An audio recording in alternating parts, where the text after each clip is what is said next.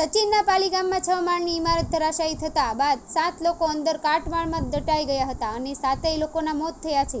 આ ઘટના બાદ મહાનગરપાલિકાનું તંત્ર સફાળું જાગ્યું છે અને જર્જરિત મકાનોને તાત્કાલિક ખાલી કરવાના આદેશ આપી દીધા છે। ત્યારે સચિન અને કંસાળમાં આવેલ ગુજરાત હાઉસિંગ સ્લમ ક્લિયરન્સ બોર્ડના મકાનો અતિ જર્જરિત હાલતમાં હોવાથી તેને ખાલી કરાવવા માટે ભારે મથામણ કરવામાં આવી રહી છે।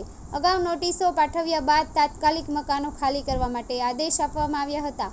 ત્યારે ઘણા મકાનના રહીશોએ મકાનો ખાલી કરી નાખ્યા છે, પરંતુ હજુ ઘણા બધા લોકોએ વૈકલ્પિક વ્યવસ્થા નથી મળી, જેના કારણે આજે ગુજરાત હાઉસિંગ બોર્ડના ચેરમેન સહિતનો સ્ટાફ, સુરત મહાનગરપાલિકાના માણસો અને પોલીસના જવાનો સાથે પાણી વીજ કનેક્શન કાપવા માટે ટીમો ઉતરી ગઈ છે।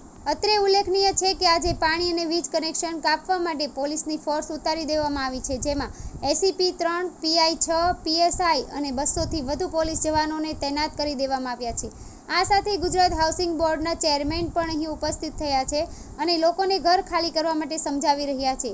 ત્યારે હવે જોવું રહ્યું કે આ મધ્યમ વર્ગના લોકોને સમય આપવામાં આવશે કે પછી ચોમાસાની સિઝનમાં તેમને ફૂટપાથ પર રહેવાનો વારો આવશે।